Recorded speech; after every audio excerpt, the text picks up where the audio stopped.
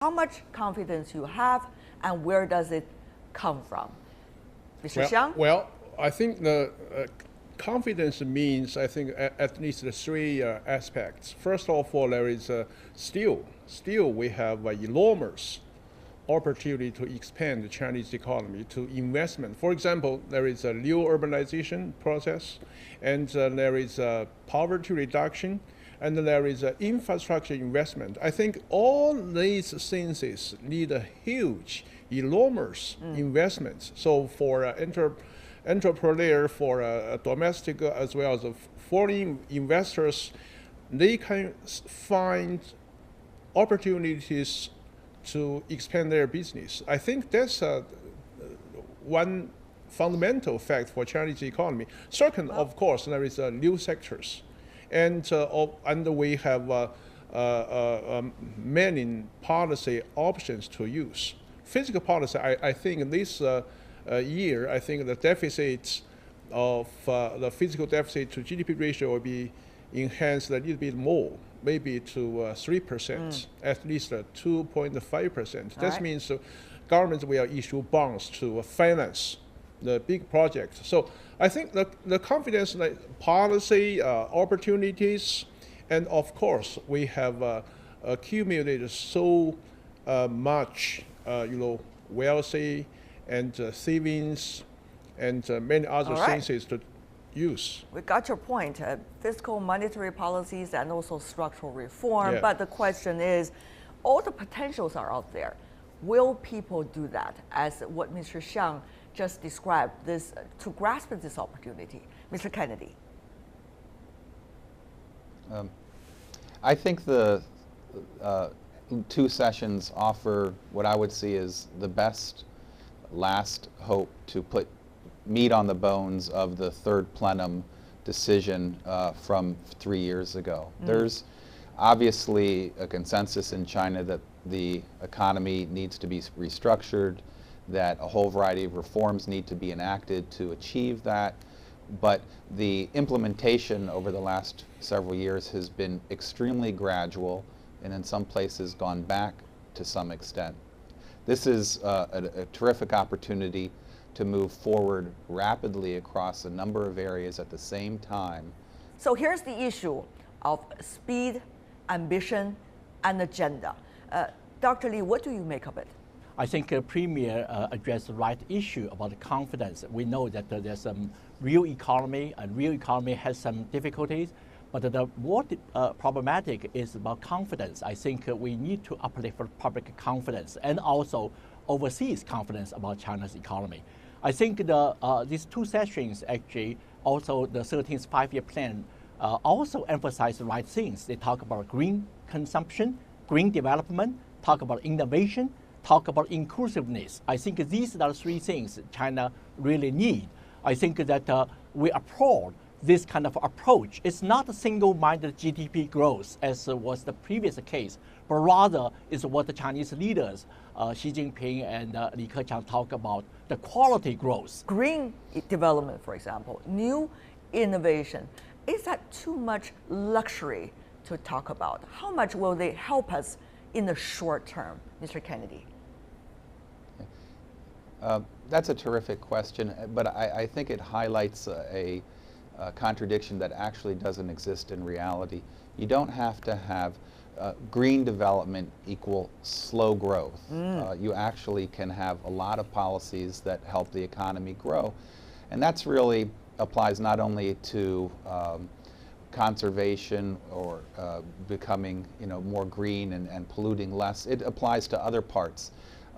You don't have to have contraction. Reform and structural reform doesn't necessarily only mean contractionary policies.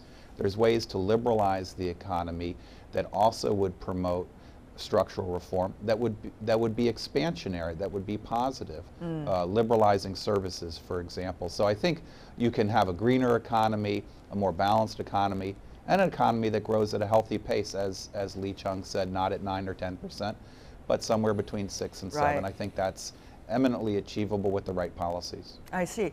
There are different views, really, as you all know very well, about Chinese economy and also factors of the Chinese economy. For example, Moody's downgraded recently the outlook of the Chinese government debt to quote-unquote negative from stable on Wednesday, citing uncertainty as they see it over authorities' capacity to implement economic reforms, rising government debt, and falling reserves. And yet, earlier on, chiefs of World Bank, IMF, these organizations related to the United Nations played down concern over how Beijing has managed its economic slowdown. Let's listen in. We think that there are things that are happening here that are very positive from the perspective of the decision that was made to change the drivers of growth.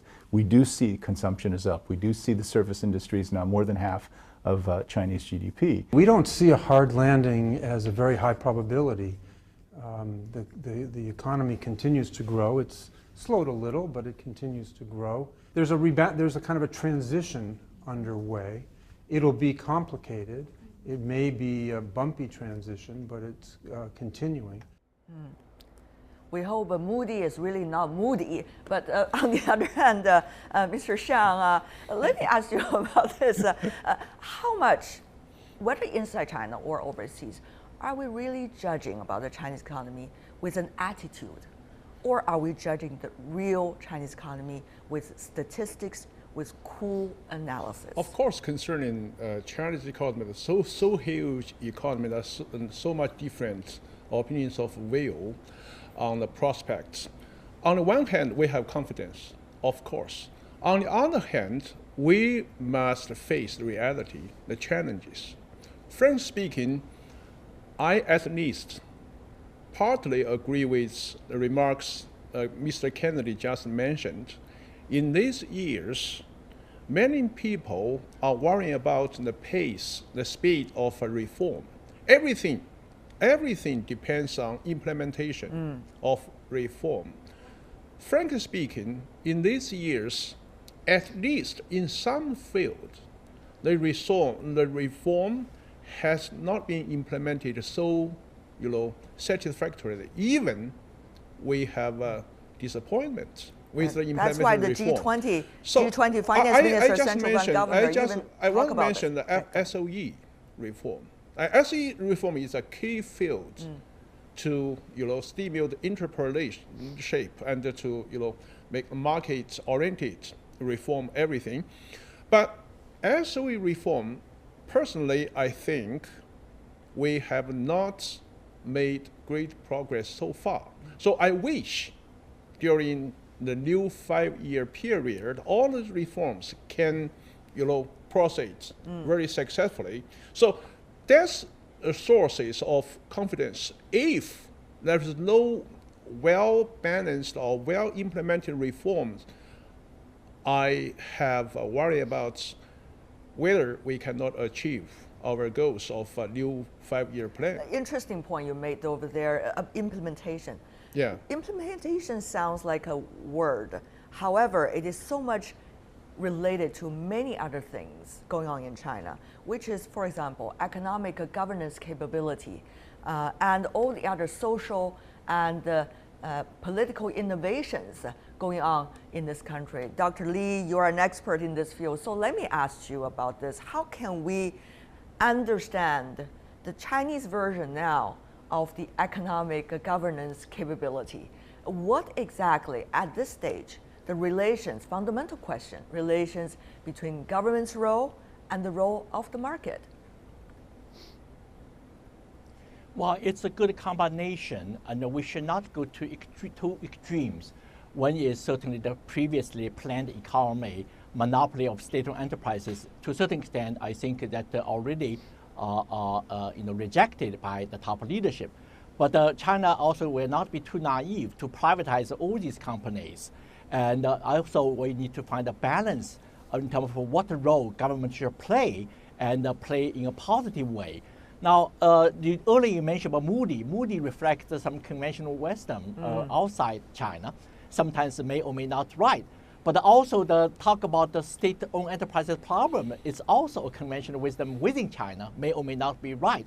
Because Xi Jinping's anti-corruption campaign already undermined SOEs. You look at the third platform agenda, really talk about private sector development. Now, I would be happy to comment more if we have time about implementation. And I think that the challenge is anti-corruption undermines this interest group. So you create a problem that in action by SOEs or by local leaders. So I think now China should really promote new leaders who are clean, who are capable, and who are courageous. I think that change the dynamic will be very, very important. Very significant point you just mentioned. Mr. Kennedy, do you agree with what Dr. Li mentioned, which is we should go to the next stage? Well, the previous stage should continue, which is go against those corruptive officials, but at the same time, discover the new ones and make good use of them to let them shine. The politics going on, the economy getting better. Are we at that stage already? I think that's the direction people would like to go. I don't think we're there yet. The anti-corruption campaign, yes, it has uncovered a lot of corrupt activities. There's probably a lot less corrupt behavior going on now. I think that's largely out of fear of the consequences as opposed to the establishment of a system which is apolitical, which limits that type of behavior, which provides for transparency. I think that's where we're going to need to get in terms of anti-corruption, so that anti-corruption efforts don't have a negative drag on growth and on the performance of officials. Going back to SOE reform, yes, the general goal is right, and I think Xiang is correct that you can't just leap ahead too much and privatize too quickly. But we do need to see, I think markets are looking for a clear signal that the goals of SOE reform in terms of giving greater independent authority to the decision makers who run SOEs, and that they both for on the upside and the downside will be implemented, and that other parts of the economy, private and foreign companies, have access to credit and can compete with SOEs on a more level playing field in more sectors of the economy.